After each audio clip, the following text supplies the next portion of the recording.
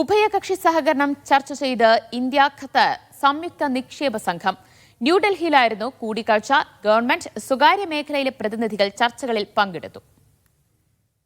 Qatar വിദേശ വ്യാപാര വാണിജ്യ വകുപ്പ് സഹമന്ത്രി ഡോക്ടർ അഹമ്മദ് ബിൻ മുഹമ്മദ് അൽ സയ്യിദിന്റെ നേതൃത്വത്തിലാണ് ഉന്നതതല സംഘം ന്യൂഡൽഹിയിലെത്തിയത്.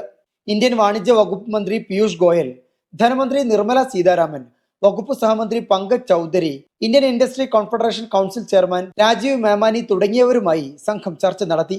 ഗതാഗതം, ലോജിസ്റ്റിക്സ്, ധനനിക്ഷേപ പദ്ധതികൾ, ഭക്ഷ്യസുരക്ഷ, കൃഷി തുടങ്ങിയ മേഖലകളിലെ സഹകരണം ചർച്ചയായി. ഇരു രാഷ്ട്രങ്ങളും തമ്മിലുള്ള പ്രാദേശിക സഹകരണവും സാമ്പത്തിക വ്യാപാര നിക്ഷേപ ബന്ധവും ശക്തിപ്പെടുത്തുന്നതിന്റെ ഭാഗമായാണ് സന്ദർശനമെന്ന് ഖത്തർ വാണിജ്യ മന്ത്രാലയം പുറത്തിറക്കിയ പ്രസ്താവനയിൽ പറയുന്നു. ഇന്ത്യയും ഖത്തറും തമ്മിൽ സ്വതന്ത്ര വ്യാപാര കരാറിന് ശ്രമം നടക്കുന്നതായി പീയൂഷ് ഗോയൽ വെളിപ്പെടുത്തി. ഖത്തറിന് പുറമെ സൗദിയുമായും കരാറുമായി ബന്ധപ്പെട്ട ചർച്ചകൾ പുരോഗമിക്കുകയാണ്. ഒമാനുമായി വൈകാതെ ഉടമ്പടി ഒപ്പുവെക്കുമെന്നും അദ്ദേഹം വ്യക്തമാക്കി. GCC രാഷ്ട്രങ്ങളിൽ നിലവിൽ UAE-യുമായി ഇന്ത്യക്ക് സ്വതന്ത്ര വ്യാപാര കരാറുണ്ട്. 2022 മെയ്യിലാണ് കരാർ യാഥാർത്ഥ്യമായത്. Media 1, Doha.